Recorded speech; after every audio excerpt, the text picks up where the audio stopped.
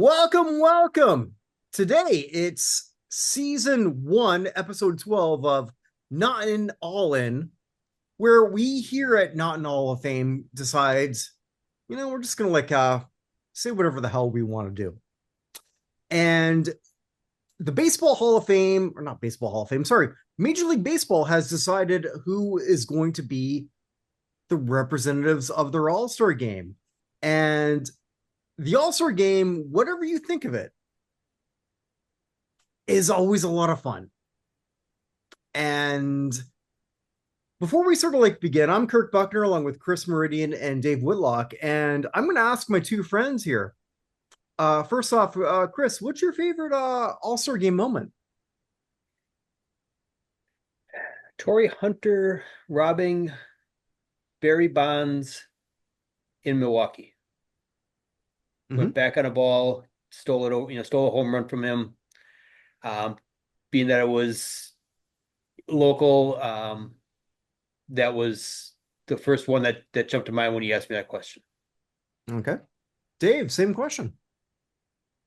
Yeah, I would say it was the All-Star game sometime, I think around 2019 when the Astros were playing really well, and Bregman and Springer, I think, both hit home runs. I don't remember exactly where it was, but it was kind of not a coming of age because they already won a World Series, but they had been good for a while, and it was they really stamped their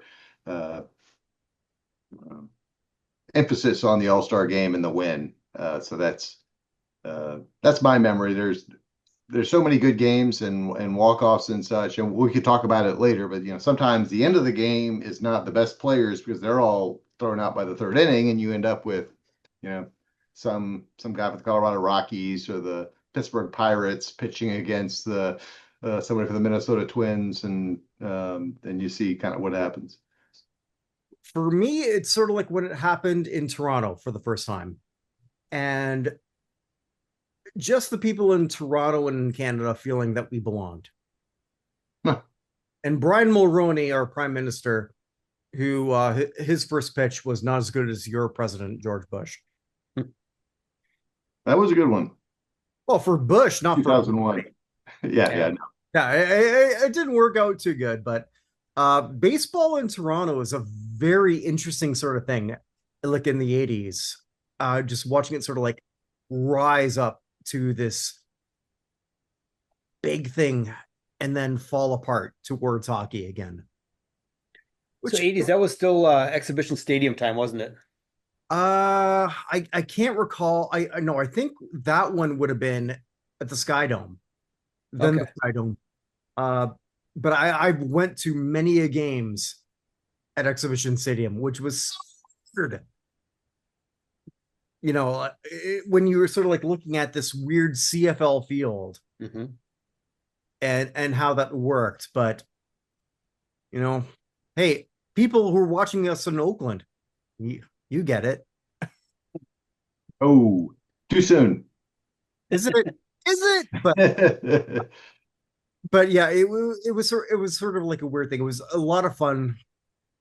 And Uncle Mike, if you're watching, I'm going to send this off to you. Thank you for taking me to many a few games when I was a kid. It meant a lot to me. But we are looking at those who were chosen. And I wrote this as we were sort of beginning. When I was younger and trying to sort of understand the All-Star game and the vote, the voters are a lot smarter now than they used to be in terms of the starters. And we're all around the similar age. And I'm curious, that's what I think. And Chris, Dave, I wonder if you think the same that I do. I think I'll start just by saying, in my day, you used to have to go to the stadium, they'd hand you a piece of paper, and you sat there with a pencil or some other implement, and maybe if you were really strategic, you'd have two or three in a row, and you would punch all your favorite players on your team and do the other league either straight up or pick your favorite team for the other league, like it was Astros and Rangers for me, and you just sit there all day. So when you had the Astros drawing 15,000 a night and the Cubs drawing 35,000 a night or a day back in those days, the yes, you would end up with a pretty skewed to big market Yankees, Dodgers, Cubs, Cardinals type scenario. Now with the online thing, which I've actually kind of stopped engaging with a little bit, only because it's a little bit more difficult. It's not difficult to navigate. I mean, it's 2025. It's not hard to enter an email and click some check marks and do this, that, and the other. But I've just decided to let it play out. But it does seem to balance it out a little bit. Yeah, I'm with you. I remember those days of collecting the ballots, walking through the stadium, trying to pick up ones that were left behind that weren't spoiled, and filling them out. Those were the good old days. But yeah, there's only one that I feel is a player that is unworthy of being on the team that was elected a starter this year. We can get into that a little bit later, but for the most part, yeah, I think that at least the players that were elected belong in the All-Star game this year. We used to have something in Toronto. I think it was like 1 year, had to have been 85 or 84, like when the Jays finally started becoming decent. And there was this lame commercial, like where it was this guy who was, I don't know where he was supposed to be. I guess he was supposed to be like a beer vendor or whatnot. So it's like, hey, we're here in Toronto. People don't know we're out here. So like when you get your ticket, you really should sort of like pick the Toronto people.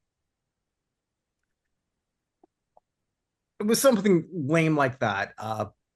You probably look like I do now, but anyway, it was that sort of thing. And as I was looking through the selectees, there's obviously a few people who I have some issues with, but overall, it's like way better than I remember in the 80s. I think there were times where you had like Jose Canseco that was elected and he hadn't even played a game. It was like one of the seasons there. So yeah, it was a lot. Sandy Alomar. We know Roberto. Just pick his brother. Sandy Alomar is a 6-time All-Star. And that will never make sense to me. But all right, let's look at the American League starters. And I'm going to start off with a catcher. Somebody, not because I happen to live here in Seattle, but Dave, you talked about this, I believe, just like this man is not getting enough like press. Cal Raleigh. Cal Raleigh is, at this point, as we're recording this, 13 home runs away from breaking Salvador Perez's record for home runs in a single season for a catcher. And the amazing thing is, it's not like he's coming out of nowhere. This is his third year already with 30 homers. Yeah, he's a frustration of mine has been to say high profile baseball Twitter accounts or X accounts tend towards Ohtani, Judge, any of those guys, Tatis Jr. Anybody, the time they hit a home run, it's like break-in coverage. You almost get an alert on your phone. And Cal Raleigh just kept cranking out home runs. I'm like, hey, there's this guy in Seattle. Now he starts his games at 9 o'clock, and he might be playing the A's or the Angels, which you're not as interested in. But the dude is a switch hitter. He's cranking them out. It's not a fluke, as you said. He's done this before. Let's start paying some attention to him. And the fans did, and they put him. It was. I don't believe it was even close. He's far and away.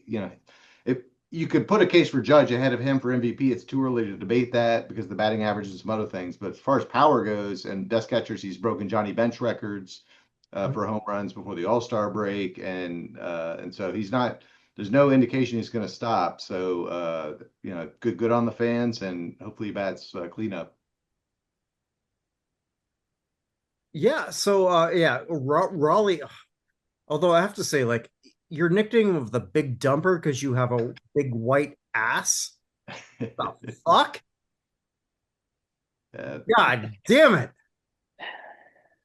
Do better. You don't get to pick your nicknames; they're given to you.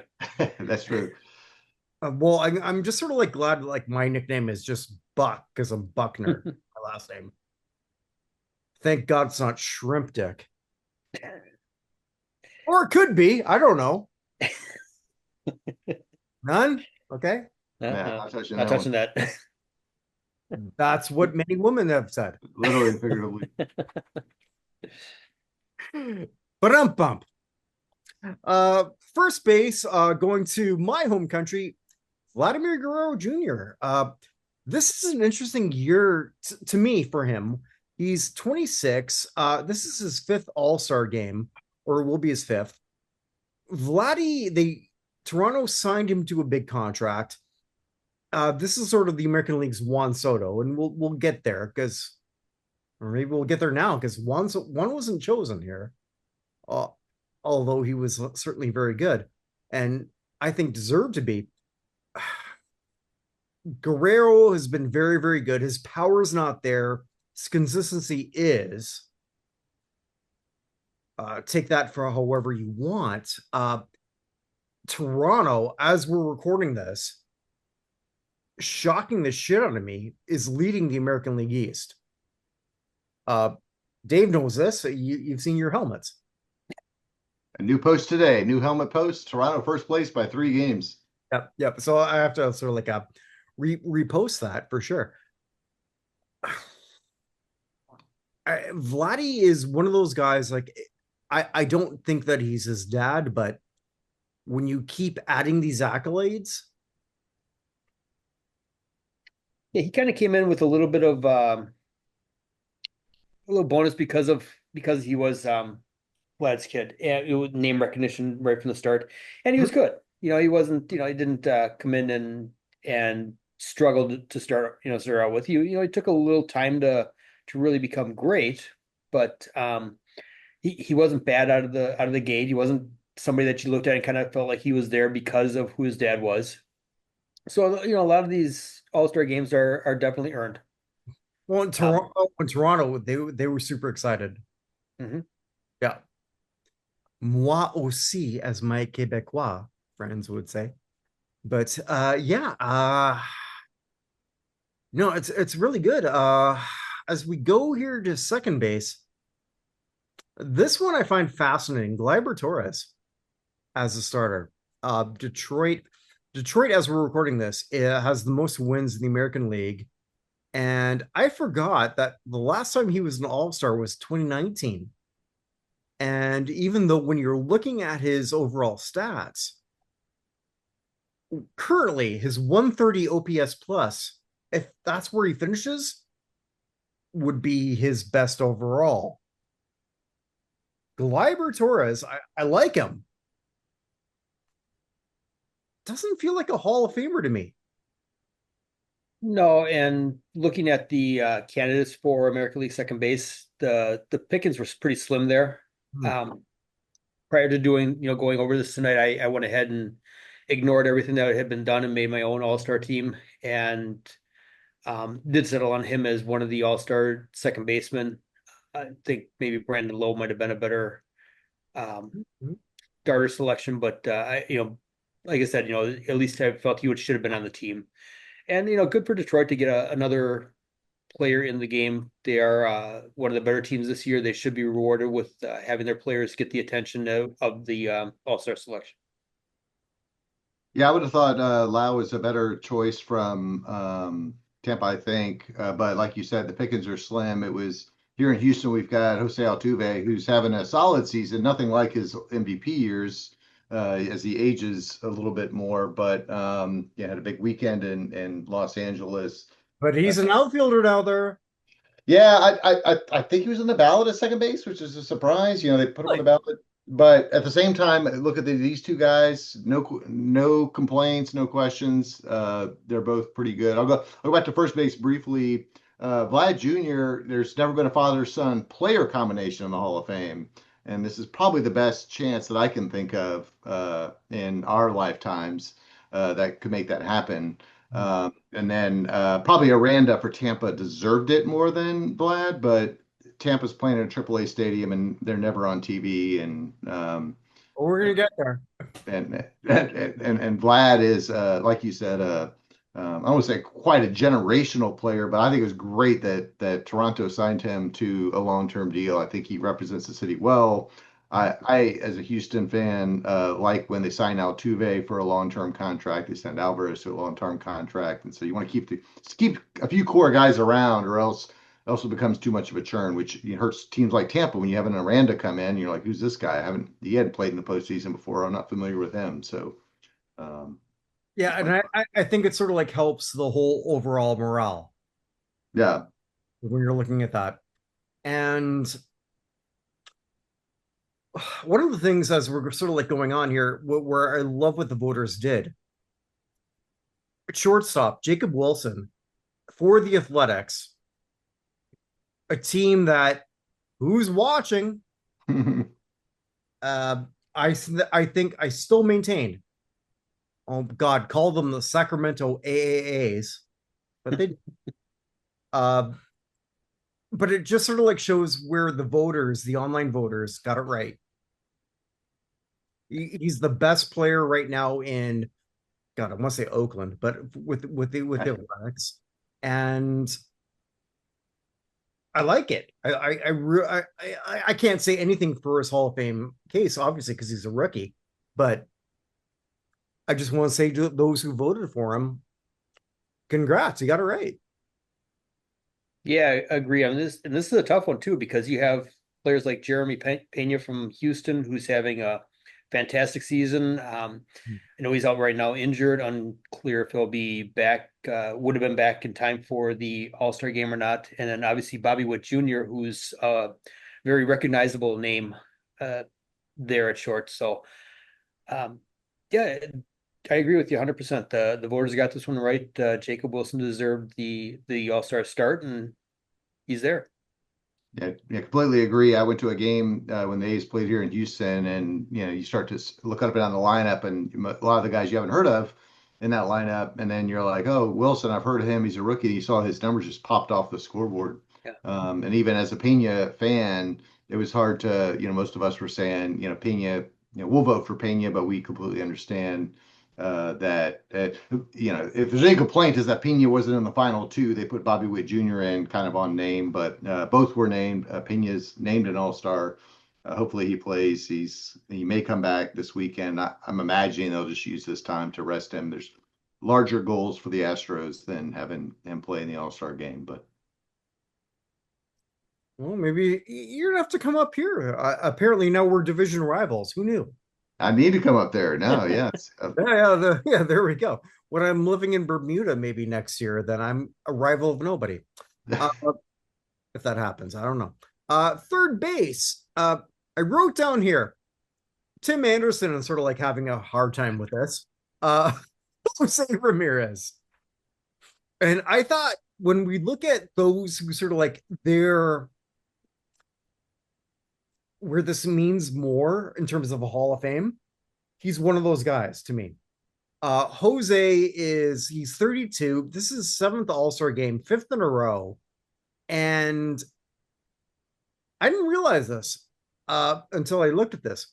If he finishes in the top 10 MVP voting, which he could, be year 6 in a row. I know Cleveland's not doing particularly well, but it's not because of Jose. So. Yeah, I'm a big José Ramírez fan. I think a few factors are against him. I think he's a top 5, if not top 2 or 3 player in the league. Another switch hitter. He plays on a team that's had some success in the postseason, but not deep into the postseason. It's hard to say, but his name, José Ramírez, is kind of a common name. It doesn't jump off the page like a Vladimir Guerrero Jr., Bobby Witt Jr., or even a Jeremy Pena. So I think he gets overlooked. I think the Hall of Fame case is pretty strong. Like you said, you start to getting multiple top 10, 7, 5 MVP finishes in a row, and he's accumulated stats. He does it all. He runs, he fields, he hits from both sides of the plate, power, average. I think he's one of the top stars of the game that's overlooked. Yeah, I totally agree there. He's been kind of in the shadows there for quite a while. But he does get enough recognition as Kirk pointed out there with finishing the top 10 in MVP voting, making these all-star teams. You know, it's the right pick here to have him as a starter. And I don't know if we'll get into reserves later or not, but I think this is the area where I disagreed. So we'll go from there. All right, And, so and let's sadly, as I was talking, he just did a 3-run home run against the Astros, and now winning 4-0. So there you go. All right. So we have to make sure this goes up soon. Right. All right, so let's look at the outfielders here. Well, this is so easy. Barring an injury or just falling apart, Aaron Judge is the American League MVP. I don't see how that happens. If it is happening, that's his third MVP, 7th All-Star game. He's a Hall of Famer right now. How is he not?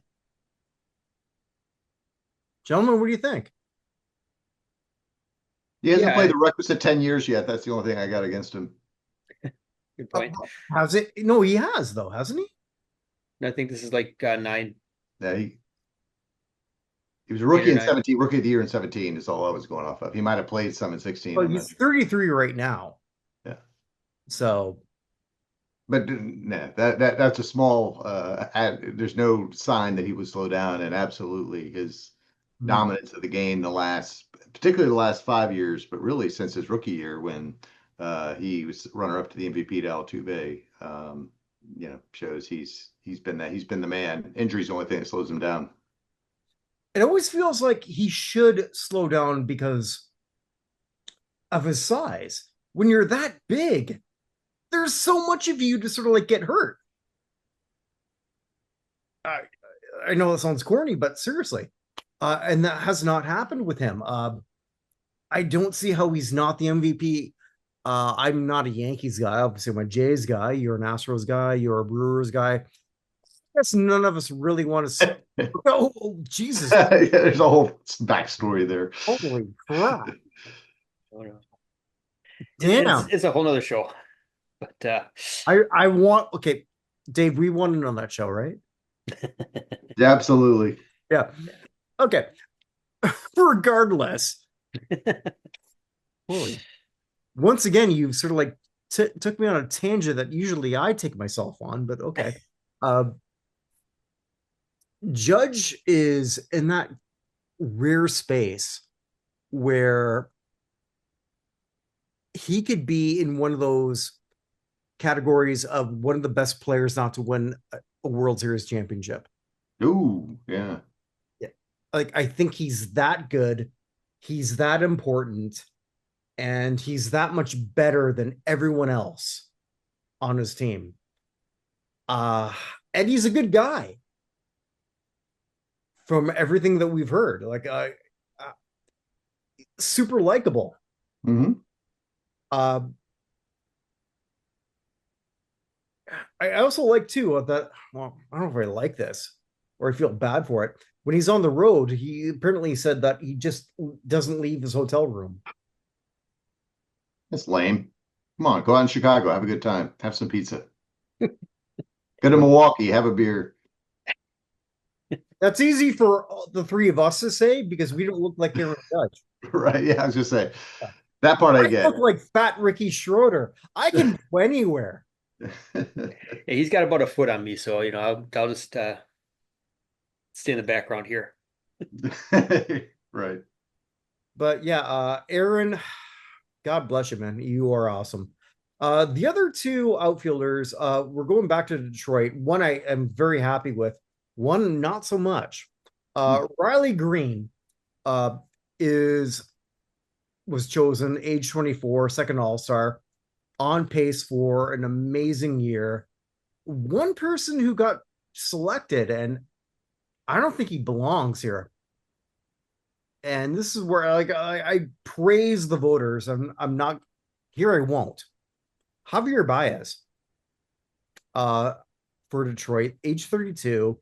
It's not like he's having a bad year. It's a much better year than he's had before as a Tiger, but No, I agree with you there. He was one of those that just kind of stood out like the Tiger fans got together like the Royals fans did a few years back, and he was the beneficiary of that.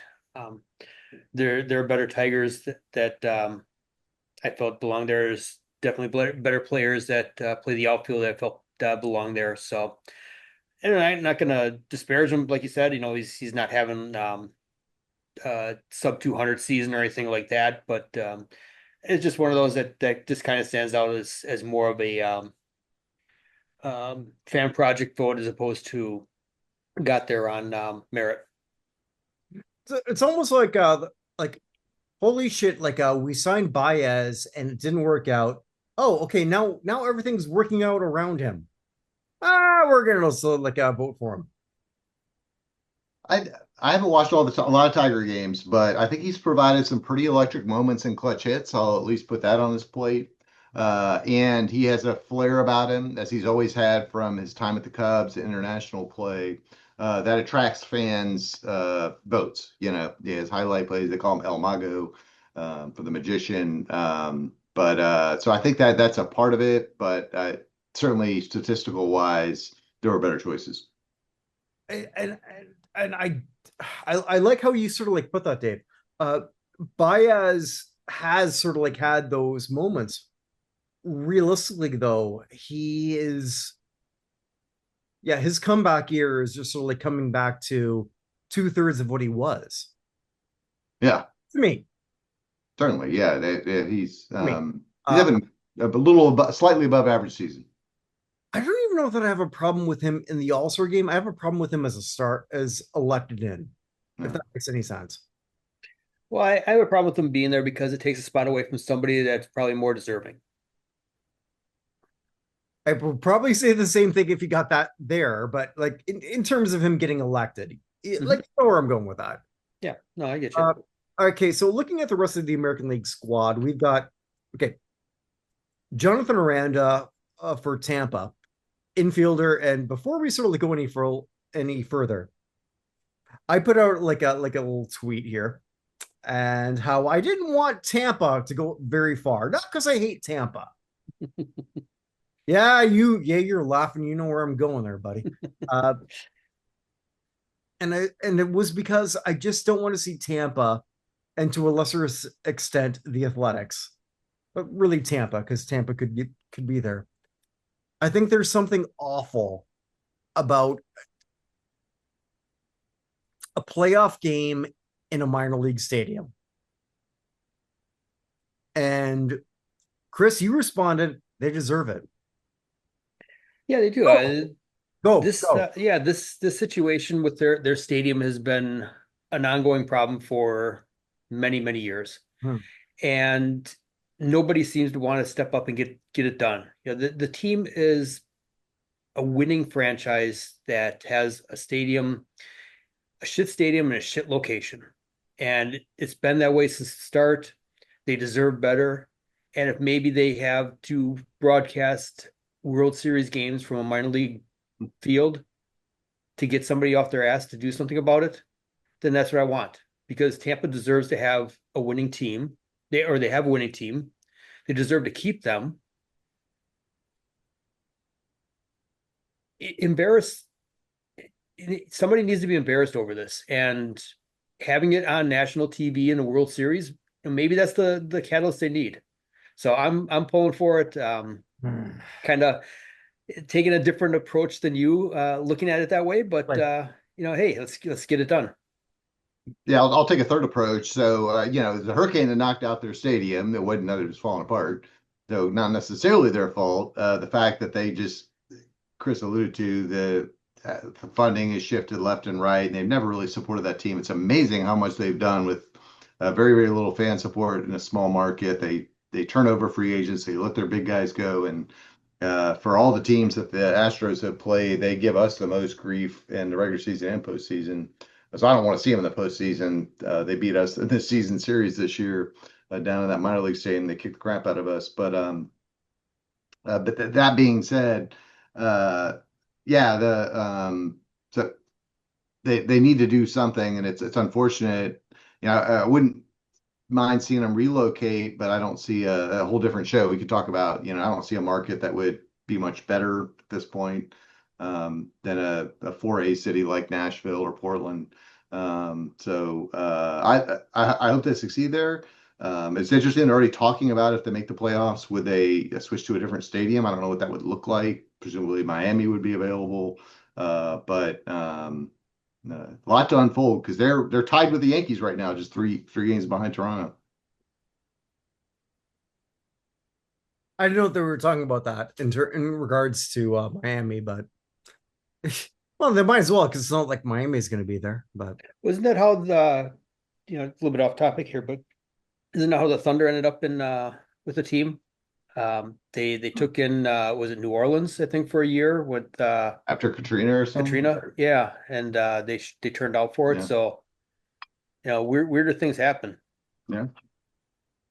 The Saints almost were in San Antonio. Yeah. Oh.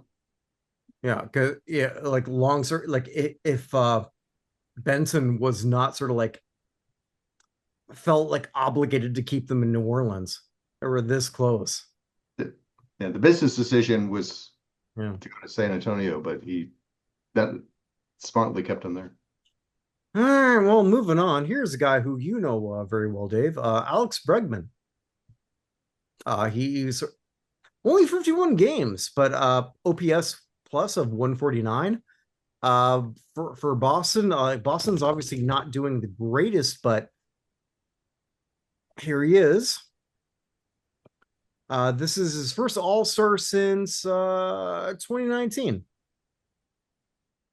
Yeah, it's great for him. He's still a very popular player here. He left for business reasons here at the Astros. We're used to that now. We understand. We don't hold it against players if you leave because we're not going to offer the type of contracts that some other bigger markets can strategically. It would submarine us.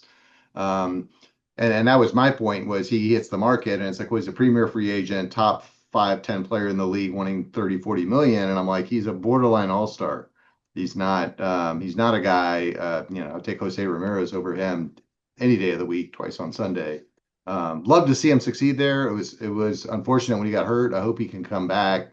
And good for him to get the nod. I did go back and look at it. Yeah, it was Bregman and Springer back-to-back home runs in the 10th inning of the 2018 All-Star Game. Let me see if I can find out where that was played at Washington. So that was my memory. Such a good memory. I couldn't remember where or when, but I do remember having come off the 2017 season, then going to 2018, that the Astros were continuing their stamp on baseball. So this one, I had some disagreement here with third base. I had Michael Garcia as the backup.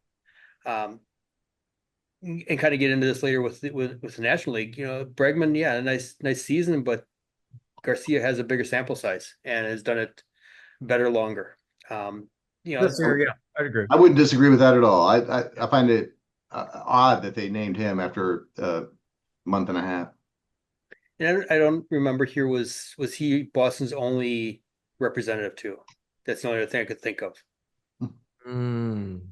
Unless they have a pitcher that Garrett Crochet's already. Crochet's on that, but yeah. And Aroldis Chapman. We could talk about that in a whole different second. Yeah. Well, so moving on, we have this player fascinates me to all end. Byron Buxton, who he deserves this All-Star. It's his second. He's got a WAR nearing 30. But when you look at his overall traditional stats, he's never healthy. Like, never. So, like, I think this might be only his, if he goes on, either his second or third year with 100 hits. 100, not 200, 100. 100. Yeah. I could be wrong on that. I don't think I am, but. He's always hurt. Yeah, you're right. Yeah. So, like, Buxton, because, like, I do this, like, weird thing that, all right, I'm going to promote this shit right now. Hey, baseball agents, every game I honor 5, 4, 3, 2, 1, those points descending. You know what? Like, maybe that should be something where you work towards your team for an agency thing. Or like, what do you think there, Dave? Yeah, no, makes sense. Yeah. Yeah, to your point, Buxton's had one season over 100 hits, Hmm. and I think only 2 seasons over 100 games. Um, and in Houston, we remember the draft that we took Correa. It was Buxton or Correa, Correa or Buxton. Which one do you want? And we went with Correa, which is against the traditional scouting report.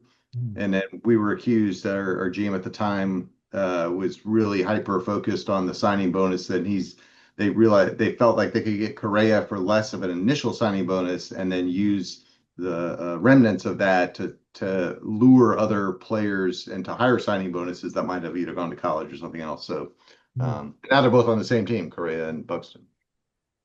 Yeah. The other one here we got Jazz Chisholm. I found that a little interesting with the Yankees. His second All-Star. Jazz is one of my favorite players to watch, but he's his own man. His overall play is he a regular Hall of Famer? I'm not sure that he is. He's 27 years old. I like him. I like how he's his own man, but I don't know how I feel here. What do you guys think? Sound harsh, but I don't believe he's deserving based on other players that were available. Such as He's outfield, right? third base. Third base. It's a Michael Garcia, and then also Zach McKinstry. Didn't really know where to go with him. Detroit kind of plays most of the time at third, but spends a lot of time in the outfield. I just felt like he's had a season that deserved recognition. So, he was I had two backup third basemen, Garcia and McKinstry. So that's where I dropped him. I'll say, any thought for Isaac Paredes of the Astros? He's like leading the team in home runs. He's been a find for us. I haven't looked at his stats against these guys. Phenomenal. Former Tampa Bay, right? Tampa Bay, Chicago picked him up at the deadline last year. He was kind of a dud there. And then we traded, I think it was part of the Tucker deal. Traded Tucker and got a haul. He was part of that haul. Yeah, I think for me, they're looking at him. I think the batting average was kind of what sold me on going with McKinstry and Garcia over the power numbers of where it is there. But you could definitely make the argument for it. One of the things that kind of stood out to me in looking at all of these guys is the number of 250 hitters that are on these rosters here. I always kind of brought up thinking 300 is kind of the standard. You want to try to be around there, and now 250 has kind of become the standard, and more emphasis on elevation and launch angle as opposed to getting hitting the backs, getting the ball at the backspin, getting him in the gaps, things like that. So I still kind of focused a little bit on the older style hitting as opposed to the Kyle Schwarbers of the world. Yeah, Paredes has a 257 average, but 18 homers, 48 RBIs, 824 OPS. OPS, yeah. So I think Garcia's OPSing around 826, and McKinstry was at 815. So, it's there. Yeah. There's more to be named, right? Like Bregman won't be able to get there, and Pena probably too. So they'll. Yeah. I mean, if he was selected, I wouldn't look at it and go, oh my gosh, how did this guy end up here? But I just, like I said, my personal opinion was a little more towards the batting average. And fun fact, Paredes just hit a home run as we were talking about him, so it's 4-4. Hey, who else should we talk about now? Who's coming up next? Because that's twice now. Well, we're going back to Toronto with Smith. Alejandro Kirk. Smith, almost. Alejandro. The Jays are such an interesting team for me. it's the same group of people. Kirk has been like a big thing. Bo Bichette, who's not we're not going to be talking about today. But just the fact that he's sort of like, hey, I remember that I'm a baseball player has sort of like really been interesting. And I wrote down here, like for him, he's 26. He's got a batting average right now, as we're talking about this, is 301.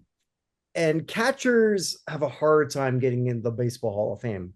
So I wrote down he's got to have a Yadier Molina career.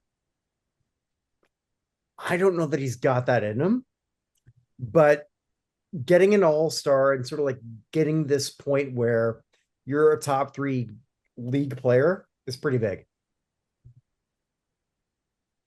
Yeah, for sure. You got looking at his stats, he's got 300 batting average. Not so much power. I can't speak to his defense because I don't watch him play every day. But boy, I mean, you look at his games, he's had some up and down offensive seasons, but the games played, his last 4 years, 139, 123, 103. Probably some of those are DH games, but still, Yeah. Yeah. But a guy that for a team like Toronto, if you're going to distinguish yourself against other powerhouses that spend more money like the Yankees or like the Red Sox, you're going to need to have a good spark plug like Kirk. And so, as far as I know, it's a deserving one. I don't have any other catchers that I think are superior. No, same. Here's a player that I think he doesn't get enough play. Stephen Kwan, age 27, he's completing his 4th year, which could be his best ever. It's his 2nd All-Star. Well, I mean, I married an Asian woman, so if you go sort of like by that, he's going to be okay for the next 20 years. Yeah, he's a great contact hitter. I really like his game. Not going to be the guy that's just going up there and hitting, expecting a home run every time. So I'm happy that he got recognized for being a solid hitter, and I think he's pretty decent in the outfield as well defensively. Not a liability out there like some players can be. Yeah, I completely echo that. When we play the Guardians, he's the one guy in the lineup. I'm like, where's he at? When's he coming up? Because he's not going to strike out. He's going to hit contact. He's going to put it in play. He's fat. If he puts it on the infield, he'll beat it out. If he puts it into a mild gap, he'll get a double. If he gets on base early in the inning, forget it. He's going to score because he's going to either steal a base, go first to third on a single, sac fly on a shallow one. He's a handful to play, and I've seen more than a handful of defensive plays. I remember at least one in the postseason where he came up with a big play. So he's a great baseball player. Good representative all-star. May not fill up the stat sheet like some of the guys with a ton of home runs, ton of RBIs, but the kind of player that really represents the hustle in the sport. Yeah, one of those complete players, and one of my top 10 personal favorites at this point. Like, just if I had no rooting, obviously as a Toronto guy, you know what I mean by that. Brandon Lowe is here, second baseman. I didn't realize that he's one of those guys. He's just been there so long. He's always been with Tampa. First All-Star since 2019. Here we have someone who's going to be a 3-time All-Star and is not going to have a shot in hell at the Baseball Hall of Fame. Yeah, I mean the midseason All-Star awards are there. You're rewarding somebody based on about a half a season of play. Mm-hmm. Lots can happen after that. But yeah, the fact that his last All-Star appearance was in 2019, you said. So Yeah. obviously 2020. But yeah. It's also weird too that when I'm looking at his whole career, like, wait a minute, you've spent your whole career, nearly 10 years, all with Tampa? You haven't been you traded yet? Yeah. That's not typical. And looking at just up and down the stats, only once since he gotten over 110 games. So I'm not sure what the injury situation is. Yeah. This year he's well on pace. He's playing every game and hitting well. 19 homers, which is matches. He's had 21 the last 2 years. He had 39 home runs in 2021, which was his only season over 110. So if healthy, the guy could be a Johnny Damon type. I don't know. And maybe that's why there's only not been sniffs from other teams. They're not willing to give up a lot of prospects for him at the deadline, and not. I don't know when he was a free agent or what they signed him to, but his agent advised him to just stick to the plan. And Tampa's always seems to be in the playoffs, as I mentioned earlier. Well, moving on from here, somebody that you just mentioned here, Dave, or earlier, Dave, Jeremy Pena. Here's something that blew my mind as I'm looking at this. I think everyone who's watching this, obviously you're a baseball fan, you're been paying attention. Pena is an all-star for the first time this year? What the fuck? He has, I think, he has a Gold Glove, maybe a Platinum Glove, and a World Series MVP, ALCS MVP. He really bursted on the scene quickly in 2022. But I mean, he's been a relatively average player. His rookie year was great, but then been 260s, 10 to 15 home runs for the whole season. But this year, he changed his stance. He stepped up to the top of the lineup when they needed it. And so we're hoping he could get the All-Star votes push, but with Jacob Wilson and the Bobby Witt Jr. clout, he wasn't quite there. But also a guy, current injury withstanding, last 2 years, 157, 150 games. His rookie year, 136, which isn't bad for a rookie when they're probably going to sit you a few times. And 22 home runs as a rookie. So he's a real hustle guy too. So we like him. It is advantageous. We let Correa go after 2021, and we're like, I don't know about this Pena guy, but he's got to step up, and boy has he.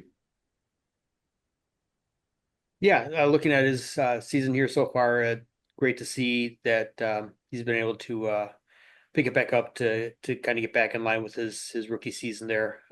Very deserving selection there. Like I said, long term, maybe it's better that he just takes the weekend off. He still gets the recognition of being selected as an all-star, so nothing lost there. So we'll see what goes on. But yeah, his selection is right there. Yeah, I just one of those guys, like when I'm looking at that, like I just felt like he was, obviously I wasn't paying attention. I thought he was already a multi-time all-star. Moving on, we've got Julio Rodríguez, and I guess moving to Seattle, I have a different sort of take on this. Just talking to the people locally here, obviously his defense has been fantastic. Saying that, there's a lot of people here, myself included, who just like, one of my favorite players right now is Randy Arozarena, who is not here, but Julio is one of those guys who I'm wondering if he's going to be like a Fred Lynn guy, superstar rookie, and then just like really good for a long time. He doesn't feel like he's an all-star this year. We'll see how this sort of ends. I don't know. He is third all-star in 4 years, when I think maybe he should only be an all-star one of those four, and one of those second tier. I don't know. What do you guys think? I'm with you there. He stands out as somebody that I think got there more because of the league wanting to promote him as one of the faces as opposed to earning it on merit. Yeah, I would look at their stats head to head, and Arozarena, more doubles, more home runs, tied in RBIs, near close in total bases, better batting average, same steals. You would think perhaps Julio Rodríguez would be like 20, 25 steals, but he's only 15. Better, 801 to 695 OPS pro Arozarena. He's an Astros killer. Arozarena is back from those Tampa Bay days. And so I fear that guy. If you're going to put either of those guys at the plate, I'm going to fear Arozarena more than Julio. Defensively, probably Julio's better, but Arozarena's not shabby either. Interesting, their WAR, which I hate as a stat, there's Julio's got a better WAR at 3.4 to 3.3. So, I just cited about 8 stats. Arozarena's better, and then they're like, oh no, WAR, Julio's better. Yeah, that think works fascinating to me. But sorry, go ahead, Chris. Yeah, I think looking at the other candidates here, I would have been with Springer or Jake Myers even above Julio Rodríguez, just based on sample what they've done. Mm-hmm. Well, Springer this last week. Yes. So, but yeah. Brent Rooker is here. DH for the Athletics, 30 years old, a B-WAR under 10. I don't have a problem with him being here, but we're not, if we're looking at our Hall of Fame thing, then I don't know if there's anything more to say. But Bobby Witt Jr., who we've talked about before earlier in the show, I think no matter, like, we're 3 different fandoms, and I think if we could say, like, hey, we got Bobby for the next 10 years, we'd be pretty goddamn happy. Like even, I'll just put it this way. The game that I got to watch here in Seattle, he struck out 3 times. And at the end of the game, or he did this contortionist bit to get that winning run. Oh, I remember I saw that. Yeah. Yeah. Okay. Yeah. Thanks. Because I'm not wording this very, very well at all. Yeah. But like that was awesome. We love when the Mariners lose around here. So.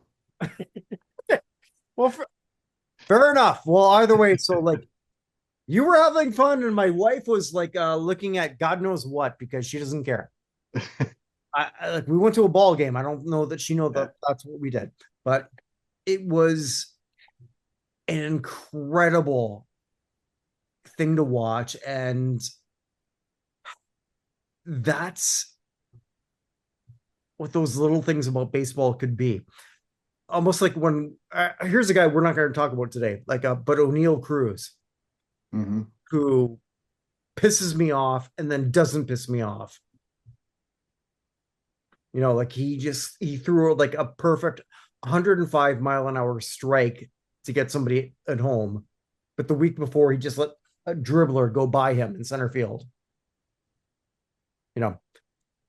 That's the shit I love. Bobby Witt he's not gonna like win the MVP, but I think I forgot that he was the runner-up last year. Yeah, he's come in and been everything that Kansas City expected him to be, and that's great for the game. Yeah. And it was complete 5-tool player, does it all. Yeah. Like for me, like I'm saying this to my wife and she's looking at me like but like, I was so happy to see Bobby Witt Jr. and Salvador Perez live, because I'd never seen them live. I said to her, like, I'm seeing Salvador Perez, and she's got her Seattle Mariners Hello Kitty jersey, so she doesn't give a shit. I wish I was kidding. I'm not. Let's move on to the pitchers. Okay, I don't. As we're recording this, we don't know who's going to be the starter. But so we're just going to go alphabetically, and this is right up here for you, Dave. Hunter Brown. Yeah, he's been just a complete dominant force. We keep getting, everybody's like, oh, look how good Jacob deGrom is. Look how good in the the National League that Paul Skenes is, and you put Hunter Brown's numbers up against him, and he's been right there. Yeah, great season from is it first time All-Star, I believe. Yeah. So just well earned. Sub 2 ERA, American League, it's always kind of a challenge with well, I guess now it's universal, which pisses me off. But with AL always had the DH, so whenever I'm kind of used to seeing American League pitchers that were able to have those sub 2 ERAs with the DH rule. Always kind of stood out, but still, regardless, it's a hell of a year from so far. Kansas City had a starter here, Chris Bubic. Bubic. Sorry, I have so many Serbian friends, so like I don't know how to pronounce that properly. His first All-Star of really anything, so I'm not going to go any further. Somebody I find very fascinating who is an All-Star, Aroldis Chapman. And he's either love him or you hate him. He found the fountain of youth this year, I guess, because he's kind of struggled for the last few seasons, and he's been dominant for Boston and filling the closer role and back to striking people out. Good for him. I think a midseason All-Star. He's one of the players that kind of get to your first kind of lead in here with the show tonight. I think this helps him because he's kind of back on quasi on top now again, like he had been for so long. Well, he broke 350 saves. This is All-Star number 8. It's a lot. Yeah. So a lot of different teams too.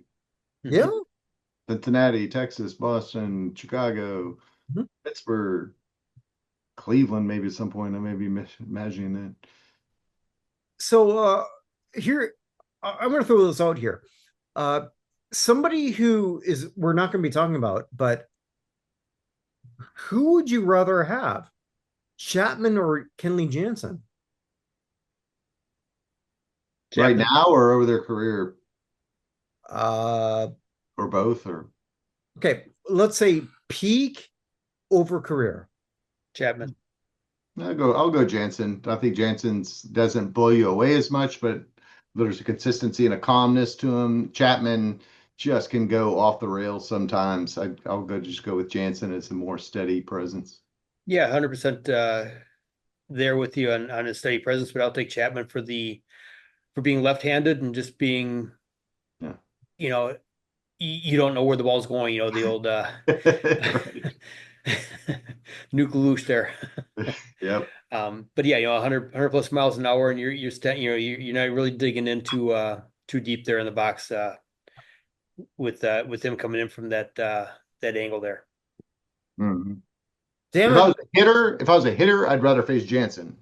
Like I would not want to face Chapman because I don't know if it's going to come in there. It's going to come about 5 to 10 miles an hour faster, and I might, lose an elbow. Exactly. And he's still here. So, and looking in good shape. Like there was issues with his fitness. One year he got like a strange tattoo, and they put him off the postseason. There's kinds of crazy stuff that goes on. Do you guys remember that he got like a leg tattoo, and the Yankees left him off the postseason roster because it got infected? That you don't remember that? All right, no. Yeah, yep. I'll look it up later. That was about the end of his Yankees career, turns out. Well, at least he didn't grow facial hair. I guess that's yeah, he fit right in. Well, same with Boston. We got Garrett Crochet. He's only 26, so like I don't think there's much to say here at this point. Here's somebody I find. Yes, Winnie. Hi. For those watching here, we have Winnie. Our fourth panelist. Yes. Winnie is the mini dash end. Winnie. Okay.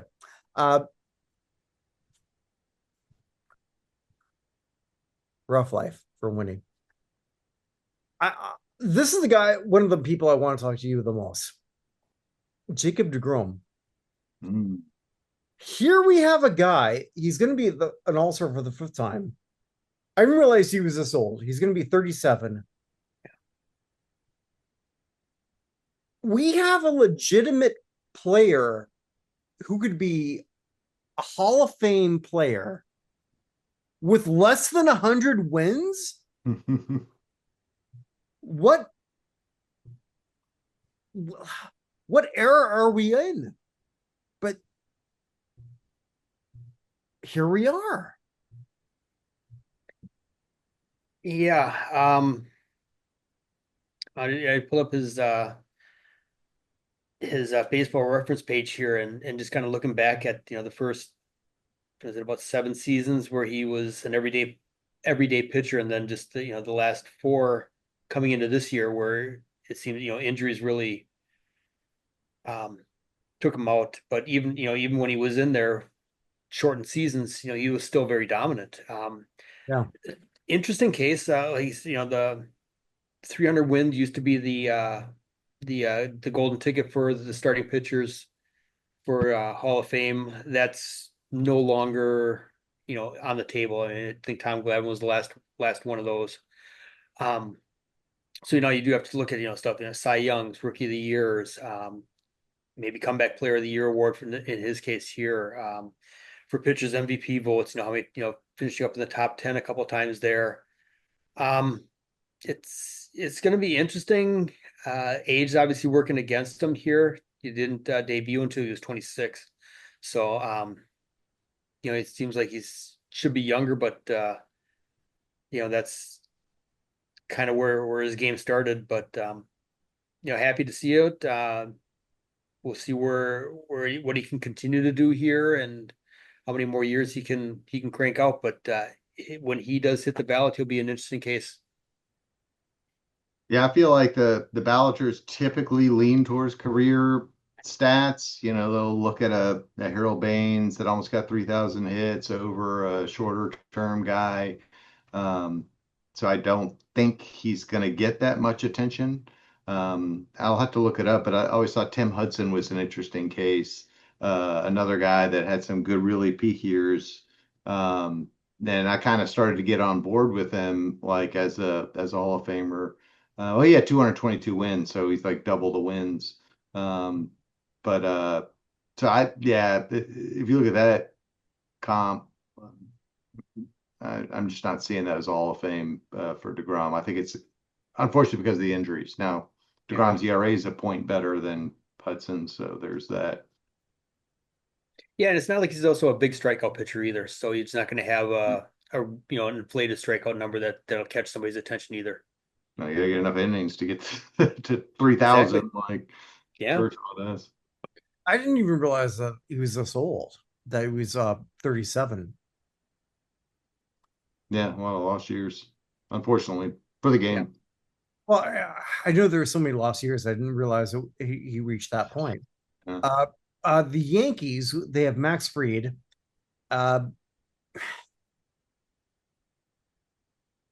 I know they didn't get Juan Soto, but they got Max Fried and a 31. Here he is, third All-Star in 4 years. Another guy who does not have 100 wins. Take whatever you think what wins mean, but I think you need to be a Cy Young contender multiple times. And let's see what this happens for Max. The Yankees are struggling as we're recording this. So I don't know. We'll see. They'll be back. They've got too much talent. Yeah. So Fried's 31 years old. Career ERA under 3, but only 84 wins. So he just signed the big deal with the Yankees this past offseason. So we'll see how well he handles. He's first year he's handling it well. We'll see how it goes going forward, because it's always been a little tougher on some players making that jump over to New York there. All right. Well, moving on. All right, Dave. You can sort of like dump on me here. I've been very much against Billy Wagner getting in the Baseball Hall of Fame. You have a reliever who I'm very, very big on, and that's Josh Hader. He is an All-Star again, 224 career saves as we're recording this. He's a career whip way under 1, All-Star game number 6, 3 Hoffman Awards. if Houston goes deep, I'm a big Hater guy. So you don't like Wagner, you like Hater. That's fine. I do not like Wagner at all. I do not. Well, I'm sure you like him as a human being. He seems like a nice guy. He's Oh, he's a nice guy. I'm sure he's simple great. And as a Hall of Famer. if you want to come here on the show, Yeah, I love you. yeah, right. Yeah. Yeah. No, so yeah, no, Hader is still a an emerging work in progress. It's gonna be interesting to see if he can extend this streak. It seems to be what happens with closers are, uh, a good flash for 5 to 6 to 7 years isn't going to be enough, which I think is what put Wagner apart. Was he was pretty much good from the time he started his closer career till the time he stepped aside and really was still at the top of the game, without much dip in between. Hader, from a Nationals perspective, was somewhat mediocre last year. He actually nailed all his saves last year, but we put him in an extra innings and it would be a disaster. So his ERA wasn't good, et cetera. But I don't think he has any blown saves this year. He's big reason the Astros have the second or third best record in baseball, with him and Abreu. So certainly a deserving All-Star, which none of us are debating.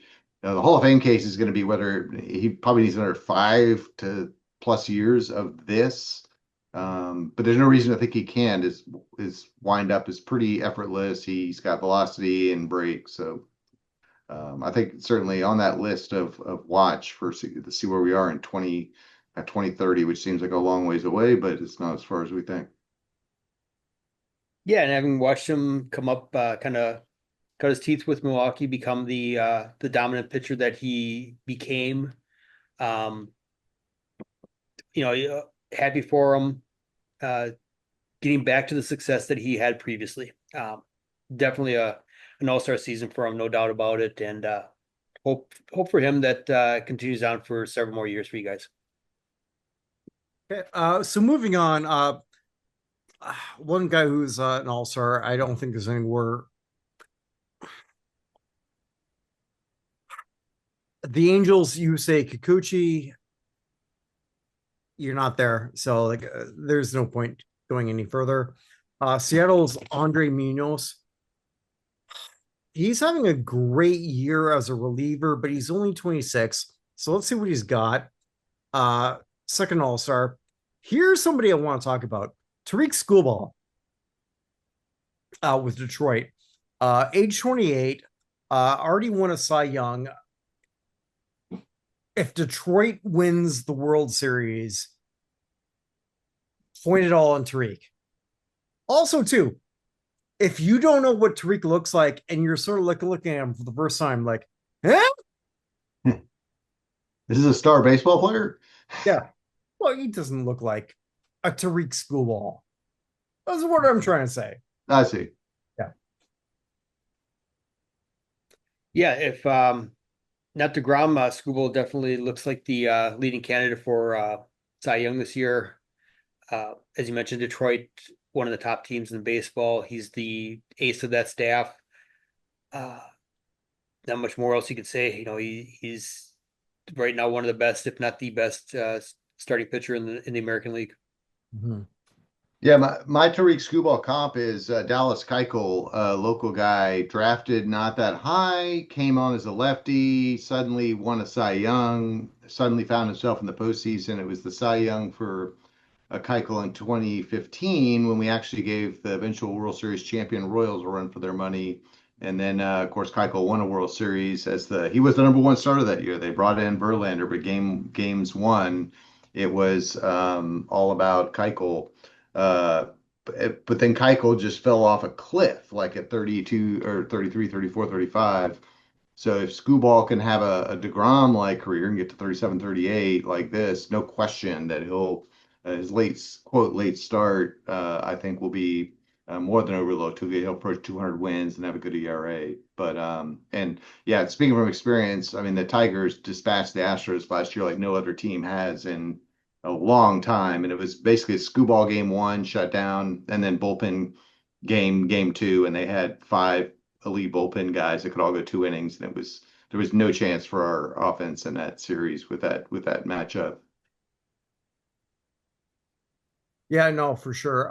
So we'll see what he can do moving forward. Uh, continuing, we have. God, I feel bad here. The worst All-Star guy here, Shane Smith for the White Sox. Had to And be a White Sox. well, it's not that the worst team No. Colorado is, but Shane Smith is the worst guy. I'm not even gonna. Sorry, Shane, but Hey, I'll say this: he was a Rule 5 pick, which, if you know anything oh, about that, It's cool. basically the White Sox stole him from Milwaukee for $50,000, I think. Um, they have to keep him on the roster for the entire season, otherwise they have to offer him back.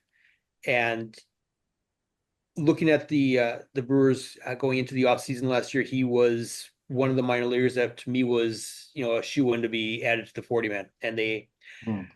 chose not to over several players that are no longer on the team or sent down to the minors, released, whatever. So another brilliant front office decision there not to protect a young starting pitcher that now is an all-star, and I'm happy for him because he belongs there regardless of whether he's a White Sox or a Rocky or a Mariner or Astro, whatever. Yeah, he's earned it based on what he's had to do this year, and so he said maybe he doesn't deserve to be there. He's only there because he's a White Sox. no, I going to I'm not, disagree I'm with you not there. saying that. I'm saying that there's better White Sox players, but because of the position. Mhm. So they're looking the White But Sox Lennon over. Sosa is a better player. Who's that? Lennon Sosa. Oh, second baseman. All right. There was one other pitcher, middle reliever guy that Steven Wilson that kind of caught my attention looking over their roster, but I came back to Shane Smith every time, Hmm. and so Mm. I, as an aside, and nobody asked me, but I do like the rule where you need one player from every team. Like I saw Randy Johnson posted something on Twitter today, like saying that this is just a bad idea. Uh, it just seems like to make it an engaging for all the fans. It's not hurting anybody to have that requirement at the end of the day. There's always somebody that could have been left off, but there'll be enough injuries and such that the rosters are huge, inflated and bloated anyway. So I like the fact that the Chicago White Sox fans can tune in and maybe see their guy pitch. Yeah, both of them.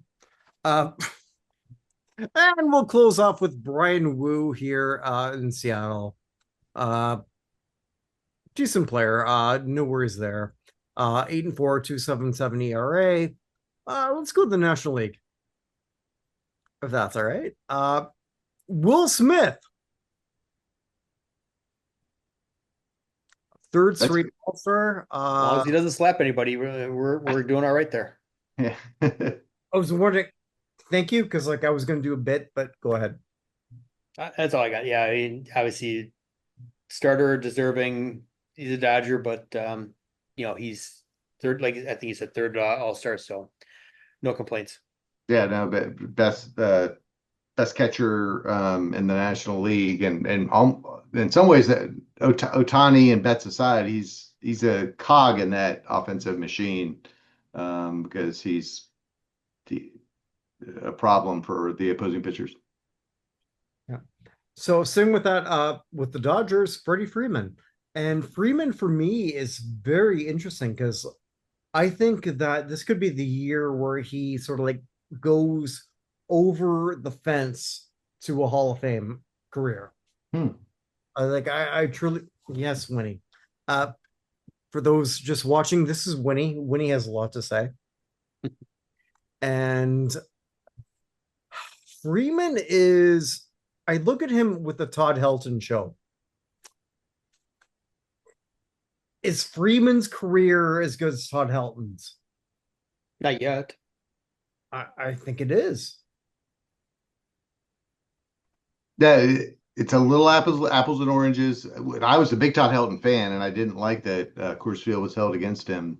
So if you put numbers against each other, it's a different story. But I'm pro Freeman. Here's a guy who has led multiple teams to the postseason, World Series MVP, lifetime 300 batting average, good defensive player. So from a Hall of Fame perspective, I'm probably already, like you said, we're at that threshold where anything he does from now on just strengthens the case. But here's for Chris to say he's not to Todd Hilton's level. Yeah, I just think he just needs a little more time.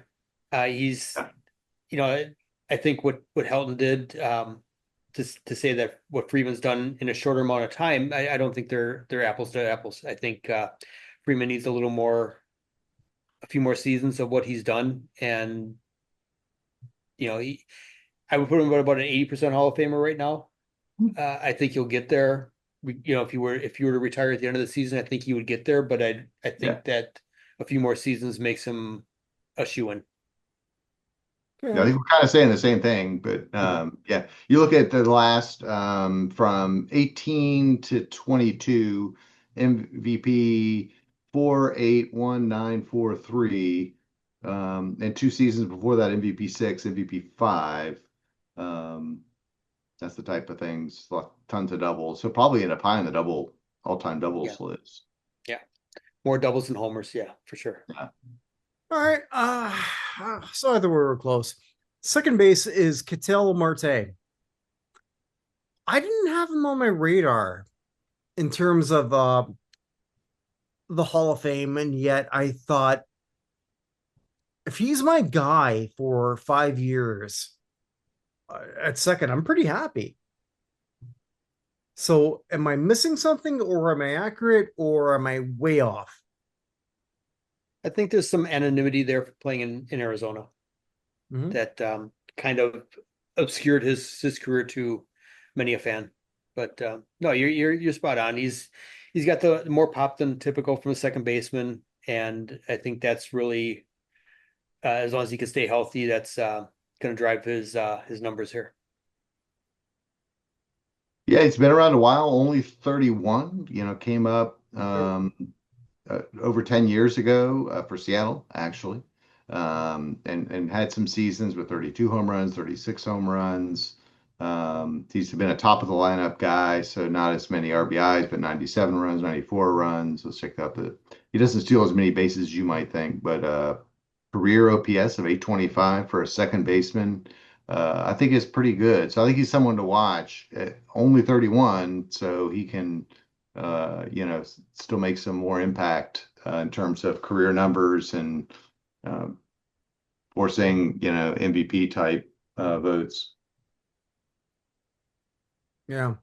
At short, here's somebody I find another fascinating guy, Francesco Lindor, for the Mets. As we're looking at what he did this year, he's moved over, and whether this means anything to you or not, it does to me a bit, but not a lot. In B War, he moved over 50. Here he is. He's an all-star for the first time as a Met. Last since 2019 in Cleveland. I'm like, holy shit. I didn't realize it was this long ago. NL MVP runner-up, 9th the last 2 years. Lindor is one of those guys. He's an all-star again, but when you look at the last 3 years, like, he wasn't.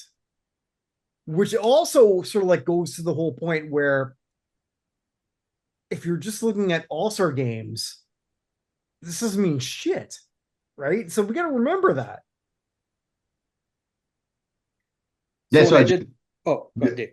Just checks his numbers about what you're going to say, but also the last 3 years he finished top 10 MVP, 9-9-2, 2 Silver Sluggers, and so there's no All-Star game in the year before that, and 20. So that's now 6 top 10 MVPs, 2 Gold Gloves, 4 Silver Sluggers.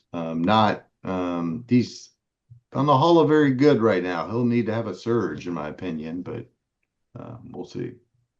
Yeah, that's where the midseason All-Stars kind of shouldn't carry as much weight as the end of the season type stuff that the top 10 MVP votes and the Silver Slugger Awards and things like that are based on the full season. That being said, I didn't have him on my team. I had 3 other shortstops. So I had Trey Turner, C.J. Abrams, and Ellie De La Cruz. Interesting. Yeah. But you had no choice because the fans voted him in. Exactly. Yeah. To your point though, I would love to sort of like go through like every All-Star and then just redo it.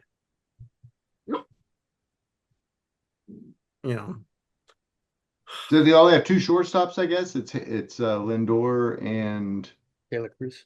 De La Cruz. Yeah, that's tough. Well, here's another interesting one. Manny Machado or Machado. Hall of Fame. Yep, Hall of Fame. Pretty close. He broke 60 in B WAR, 350 in home runs, 7th All-Star game, and I think we all know he's a superstar, right? Yeah, he's done it for a long time. He's played a lot of games. And some accumulate, he'll get to 400 home runs. Again, the MVPs 1, 2, 3, 4, 5 times in the top 10. Not a lot of All-Star games, which maybe where you're going, like only 2 since 2018. But for this purpose, which is sort of like I want to do this, but yeah. Certainly, he's the guy in the lineup. If we're playing him, I want to know where he's at, and I fear him more than some other guys. I think talking with Marte at second base a little earlier, kind of comparing him to other third basemen. I think like right now his peer would be Nolan Arenado, maybe. And kind of comparing those 2 careers, I think Machado's the stronger case right now for a Hall of Famer between those 2. He's still only 32-ish, I think. Yeah. Yeah. Baltimore brought him up early. 33, like yesterday, they put it on there like he hit a home run on his birthday or something, but 33 in one day. So let's look at the outfielders here. One of my guys, Ronald Acuna Jr. I love the fact that he got voted in, even though he started late this year, but they were right. No. 23 MVP. Yeah, he tore his ACL early, but his season so far this year is good. Yes, Winnie. Sorry. Winnie agrees. I don't know, six weeks of a season, basically, at this point. I don't know if that's enough. Okay. When you have Bregman type scenario, but on the other half, like if between the 2 of them, they'd be the best player in the world, but about the time one left, the other came. Yeah, no, and that's really the only thing I couldn't justify somebody that's played a quarter of a season, especially as a starter. So better. I'm a tough grader. But yeah, I hear you what you're saying. I tend to agree with you. I'd rather reward somebody who really had a stronger, longer term first half than I mean, let's face it, he's voted in. It's a big name, former MVP, very popular player. He's some of his numbers have never been matched in terms of home runs and steals, and so that's how he got in. And then, but it's not like he was batting 212 and 4 runs. Yeah. No, James Wood deserved the All-Star start, in my opinion. And but he's here. He's here. But the fact that Acuna's here means somebody else isn't, in my opinion. All right, fair enough. Okay, so who would you have Acuna over? That wasn't. Andy Pages. Yeah. No, that's fair. That's fair. I saw that as like a regular snub by a lot of people, so I completely understand that. I guess completely completing the All-Stars or an outfield, Pete Crow Armstrong, who, oh my God, he's so much fun to watch. Yes. And Kyle Tucker. I don't want to go too much on Pete because he's a rookie or younger player. Yeah, rookie. Second or third season. Yeah. Kyle's fascinating to me. Fourth year as an all-star, and big deal for your team in Houston. Yeah. And then you just want like hold my beer. Yeah, extremely popular player here, part of the world champion team in 2022. You know, the word around the campfire here is so glad we traded him, only because there was no way that in our market structure, in our salary cap situation, we were going to be able to bring him back. So we got Cam Smith in return, plus Isaac Paredes, which we talked about earlier. Great trade. He's a great all-around player. He's still only 28, so you know, he might slot into that category as the Hall of Very Good. You know, I'm not seeing just a jump off the page MVP, but it'll depend. Like, he's entering his 28th season. He's going to sign a big contract either with the Cubs or somebody else, and I hope we all cheer for him. I hope he does really well. He's a very popular player here. He does it all five tools, hit, defense. I think he's got a Gold Glove, a Silver Slugger, 3 All-Stars, top 5 MVP. So love to see him. I'd vote for him every time for the All-Star. Yeah, agreed. It's just a player that's having a great season. Has had a really strong career so far. Hope he continues on. That's it. Yeah. Okay, well, as you can see, Winnie has got a lot to say here. For those just listening, it's Winnie the Mini Dachshund. Okay, Winnie, yes, okay. Winnie, what do you think of Winnie? What are your thoughts on Pete Alonso? Nothing, apparently. Let's go to the National League backups. Pete Alonso is somebody who's having it. It's kind of funny. He's a backup and he's having the best year that he's ever had. You know, when you look at what he's sort of like doing here. Fifth All-Star in 7 years. As we're recording this, 246 home runs. I wrote down his best year that nobody gives a fuck. Well, I think his agent's going to give a fuck because he's a free agent at the end of the year, and you know, he didn't get the contract offers that he expected this past off season, and he ended up taking a 1-year deal with the Mets, and is, you know, bet on himself in a way, and is ready to cash out. Yeah, so most deserving All-Star this year. Yeah, it's completely working. All his metrics, advanced and traditional, are way high. Get on you, Pete. Let's see what you can do with it. I wish he would compete in the home run derby, but I heard he declined. Yeah, I've never watched a home run derby. No, I haven't. What? It's good. It's good entertainment. It takes a long time. It takes way too long, but it's fun. It's fun for a night that there's no other sports on. I'll pass every year. Okay. So there's no show on the home run derby next week or 2 weeks. Got it. I saw, I don't know if it's Korea or Japan. They, instead of that, they have a bunting derby. Derby, yeah. And I just thought how hilarious that would be with today's game, with the lack of fundamentals and players that could actually compete in something like that. I'm in. Corbin Carroll, good man for the comeback player of the year. Yeah. So here's something I found fascinating as I'm doing this. Hunter Goodman for Colorado. I've shit on the Colorado Rockies. I'm not going to hit on you, Hunter. Mm-hmm. You are the most deserving All-Star for the most shittiest team ever. Like, am I wrong here, guys? No, he's earned it. If not for Will Smith, you know, he would be right up there. Only other one you can maybe kind of make a case for, but just doesn't have enough games, is Carson Kelly from Chicago. But no, Hunter Goodman, that's not a Colorado Rocky player. That's a guy that hit his way onto the roster. there's a couple of good players there. Mickey Moniak is doing relatively well. It's oh my god, I've never seen a team like this. But anywho, Ellie De La Cruz.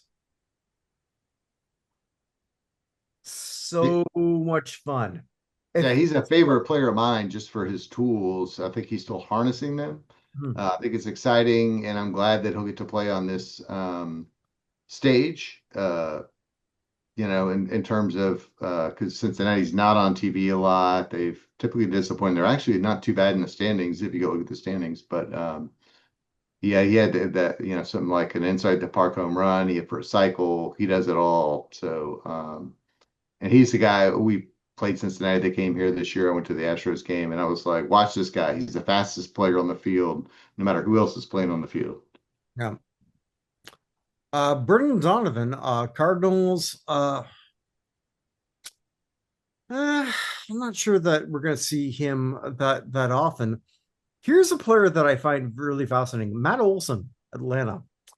Already, as we're recording this, 276 home runs. Is he on anyone's radar in terms of a Hall? Hall very good. He had that really good year a couple years ago where he was like just a home run every other at bat, kind of like Raleigh's doing right now. But he's a good defensive player too. But yeah, I don't see the overall numbers stacking up for him. Yeah, same. Miami's got Kyle Stowers. I didn't realize he was this old. Old. 27. And his first time All-Star. Old. Yeah, kind of like Hunter Goodman. That old. Yeah, a little bit like Hunter Goodman. Miami needs an All-Star, but it's not that he's a token pick from a team. He's earned a 283 batting average, 875 OPS, 16 home runs on that team. On Miami, there's some very good players on Miami. They're ahead of Atlanta in the standings, and Atlanta's got Acuna, Olson. Going back, I did that. Sale, but he won't play. Yeah. All right. Well, we have going back, Eugenio Suarez. Here's another interesting guy to me. Second All-Star, he's 33 years old. He's having the best year of his life. Doesn't matter. You're a PED guy. You got suspended. Sorry. Well, I've been on many of your shows being the only one that says, hey, if you did PEDs, you shouldn't be considered for stuff. And I'm usually attacked. So I'm glad to see you. On my show. 100% with you, Dave. Whoa. When have we ever attacked you for that? No, well, not this show. The old Hall of Fame shows we did, Baseball Hall of Fame, and there's people that say, people from Chicago that say, "Come on, Sammy Sosa, McGuire, all those guys." Okay, yeah. For those, yeah, I would agree with that. But anyway, that's not today's show. Yeah. Yeah, no, for the same reason. Fernando Tatis Jr. I would not include him. Yeah, sadly, I'm a big Tatis guy. Hey, let's go back to Bregman. He was stealing signs 8 years ago. Only guy doing it. Get him out of here. Yes. Well, okay, so we just talked about Tatis, who is an amazing player. Kyle Schwarber. Let's talk about this guy. Our friend in our baseball chat group put together something that I didn't even realize, and I'm sure he's not the only person to put that together. What Schwarber is a 300 home run player before 1,000 hits. That's crazy. Yeah, also not something the Hall of Fame voters typically gravitate to. No, totally. But I mean, it's Yeah. still fascinating, and we're all around the similar age, relatively. So, do you guys remember Dave Kingman? That's exactly who I was thinking about. Yeah. Yep. Okay. Did Dave Kingman ever feel like a superstar the way Schwarber feels like one now? Not a superstar, but a fun player that you wondered how far he was going to hit the ball if he made contact. So, Yeah, I would no. add to that in an era where 35 or 40 home runs was like the top of the baseball card Yeah. that was like AL league leaders in home runs. Like he was one of few. Kingman and Darrell Evans and a couple other guys were guys you could go and be like, wow, this, he's gonna, even Reggie to an extent, one of the few guys that you could almost expect a home run. And Schwarber's there, but he does more home runs, but it's an era where 50 home runs is the league leader. Yeah. And we're not that far removed from when Schwarber was with the Cubs and just like, okay, we're done. We're we can't do any more with him. Yeah, It's well, fascinating to me. his batting average the last year with the Cubs was 188 with 11 Right? Yeah, games. totally. Yeah. No, and players Worse. like him, every other team seemed to have somebody like that would hit 30 home runs and bat 220. I think of like the Rob Deers back in the Dear, oh late my God, 80s. Yeah, Rob Deere, yeah.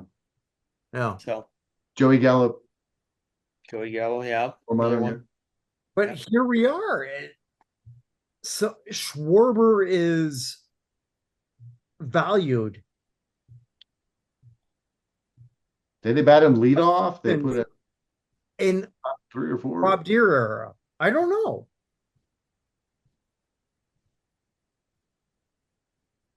I think they moved him around a little bit.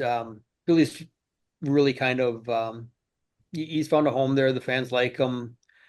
You know, again, if you're looking at position here, DH, backup DH for the NL, and say Suzuki, I think was the more deserving candidate. But yeah, I just too many 250, 30, 25 home run guys.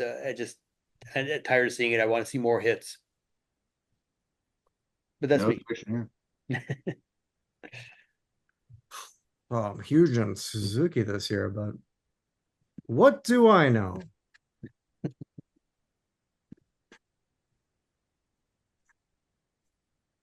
All right, gentlemen, who do we have next? What about James Wood? We alluded to him earlier. Okay, Probably should be a starter. This guy is a complete stud, hiding in Washington where they're losing more games than they should, especially according to the owner who just fired the general manager and manager. and the manager yesterday. And he is going to compete in the home run contest, I believe. So watch that guy. That's going to be a fun guy to watch, and he probably should be a starter or certainly right there. Yeah, probably will be going forward once people start to understand who he is. But you talk about a hell of a trade return there, between him, Abrams, Mackenzie Gore, a couple of guys that still haven't quite made it up there for Washington. That's all part of the Soto deal, right? Soto deal, yeah. So they did well there. My favorite part with James Wood is when he was in Salvador, the movie. Oh, wait a minute. No. No? I liked his recurring character on Family Guy. Also too, he was amazing in that great movie Digstown. No, all right, let's move on. Pictures. I'll just go alphabetically. Jason Adam. Great pitcher. Your middle reliever. There's no point going any further. Matthew Boyd for the Cubs. 34 first time as your All-Star. I think that's pretty cool. So congrats, man. Yeah, reclamation project a little bit there, coming back from some injury. So good to see him get the recognition for what he's worked through. Yeah, it could be big for a guy that would not typically make an All-Star game to get this opportunity. Yeah. The Mets, I'm just going alphabetically here for the pitchers. Edwin Diaz, I'm good with this. Age 31. This is as we're recording this, 243 saves, third All-Star. Yeah, sometimes you end up with a lot of saves, but a pretty ugly ERA when it comes to about midseason there. You have one or two blow-up games. Mm-hmm. It kind of makes somebody else look maybe better. So again, it's the longer term stuff with him, the number of saves, the reliever of the year type stuff that will kind of push him forward. Mackenzie Gore with Washington. Eh. Uh, Eh. All right. Apparently, no one has a comment other than eh. Well, he's won 3 games this year, but on a shitty team. So yeah, isn't he leading the league in strikeouts though? yeah, probably. Milwaukee, Freddie Peralta, second time All-Star. Yeah, just a guy they picked up in a trade. He was not necessarily a throw-in, but a 17-year-old Dominican signing from Seattle, Adam Lynn trade. Just worked his way up through the minors and developed the lottery ticket paid out there. So probably the most reliable pitcher on their roster that earned a spot there. San Francisco's got Robbie Ray. Are you Robbie Ray? No. Are you Jimmy Ray? No. Who wants to know? Who wants to know about me? Anyone remember that? Not on this show. Is that part of the Beachcombers? Which is only funny to the two people on this show. All right, fine. Okay. Well, Robbie Ray was a 2017 Cy Young winner, and he's also an All-Star here. 12th year, second. I say he's been great for teams besides the Seattle Mariners, and I was at the game when they brought him in to face Jordan Alvarez, and he pulverized a ball to right field off of him in the 9th inning. He's a popular player around here, but his stats otherwise are great. So I think he's even won a Cy Young or was close. I think it was Cy Young with Arizona, wasn't it? Yeah. Now I want to do like a whole video and make you watch it. Are you Robbie Ray? No. None of you know what the hell I'm talking about? I thought you were going Wedding Singer, but I think that's somebody else. Adam Sandler's character there. Sorry. It's okay. It's okay. Let's see in San Francisco. Randy Rodriguez, middle reliever. He's having a good year. I don't have a problem with that. Just like, let's be blunt. If you're a middle reliever in a rookie year, you're not going in the Hall of Fame. So, Randy, I hope you do well. Chris Sale, Atlanta. Here's something that I find fascinating here. B War over now 55, 9th All-Star, 7 in a row. Chris Sale, I did not realize that he was an All-Star 7 years in a row. Doesn't feel like it, but here he is. Gentlemen, is he a Hall of Famer right now? Based on today's based on today, right now. Starting pitcher expectations. With Cy Young Award kind of being more of a heavier factor than wins, maybe. I just don't know. It's a shame that he's got the injury here because he was having another great season. Could have been competed for another All-Star, not All-Star, Cy Young, but now he's on the shelf for the year now, I think. So That may work against him here more so than if he was younger. Yeah, I agree. It's an interesting case. We talked about DeGrom. I feel like I would have him a leg up on DeGrom. Again, looking at some career stats, boy, you look at 2020 through 2022, he had 11 starts in 3 seasons. 2020 was abbreviated. Other than that, has not durable. 30 starts, 30 starts, 26, 31, 20, 29, 15 this year. The ERA in the low threes in I'd say in this era, but this era has tended back towards pitching and 230 batting averages. But some of the big moments, the Cy Youngs, the postseasons he's played in, I would probably give him my vote. So, he's 36, so we're petering down here. Maybe 150 wins is attainable. That'll be interesting. That'll be a very, very interesting case. Yeah, best start might have been the one where took out the whatever you call them, jerseys or whatever they had there with just the White Sox, cut them up so he couldn't wear them. Oh, that's right. I forgot about that. He's a bit of a wild card personality. Let's not lie about that. That's for sure. Like, well, you have forward pitchers. I'm going to eschew alphabetical because I want to sort of like close off with somebody. Logan Webb for the Giants, second All-Star, a major inning eater. Obviously, there's a lot of more work to do. Anyone disagree with that? Yeah. Yeah. Okay. All-Star. The Dodgers, rookie for this year, Yoshinobu Yamamoto. Let's see what he can do. Zach Wheeler is fascinating to me.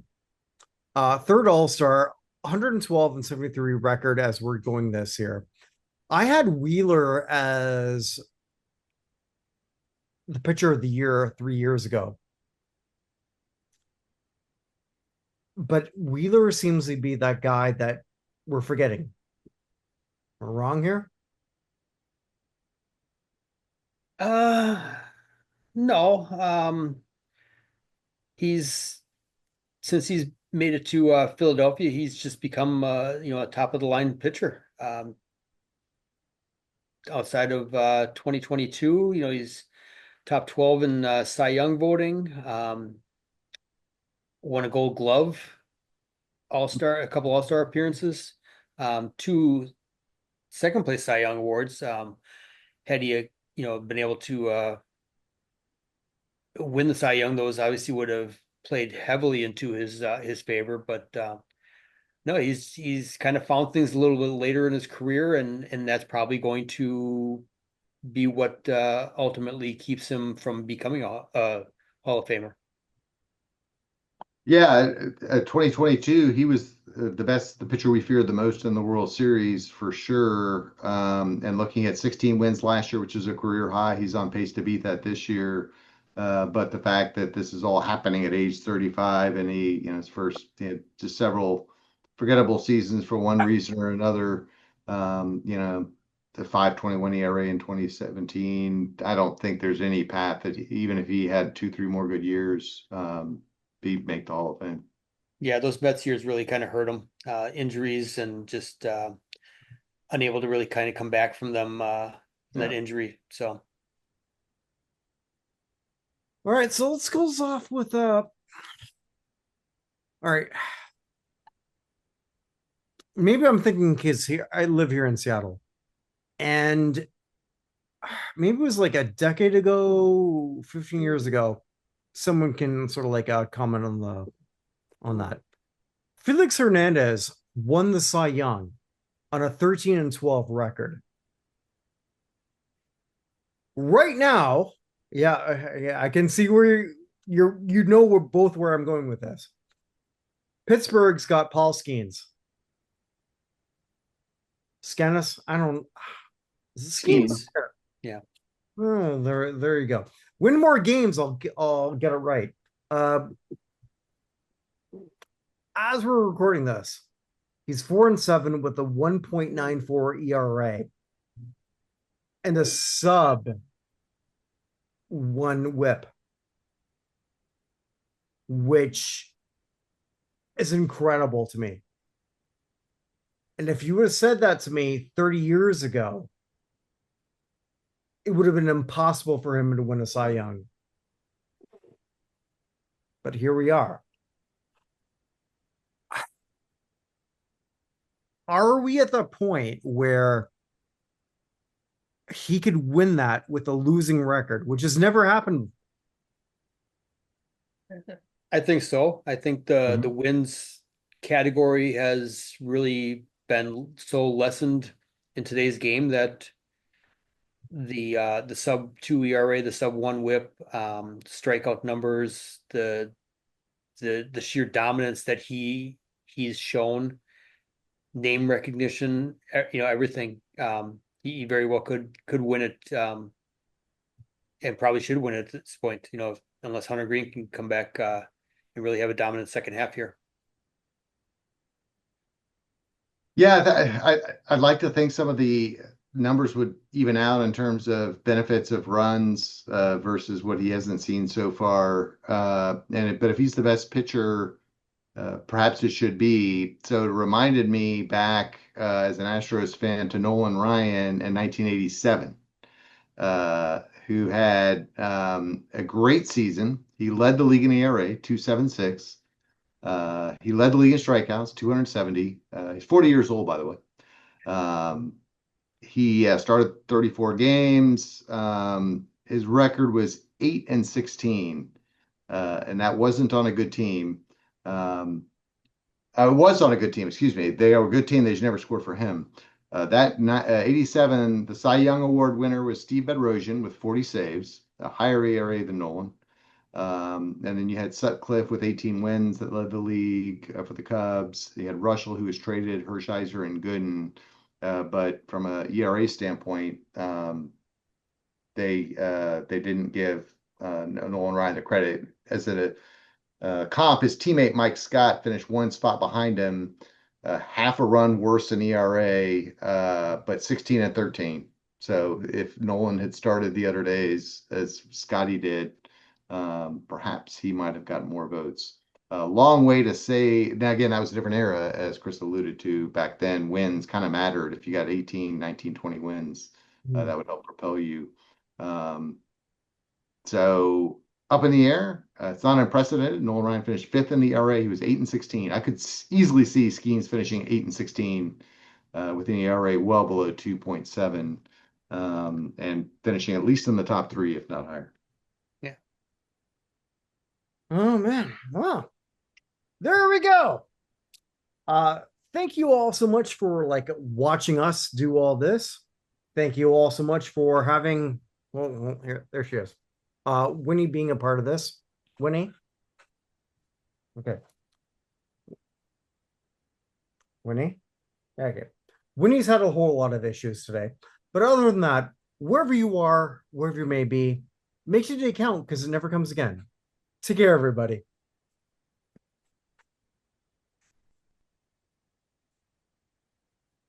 What the hell?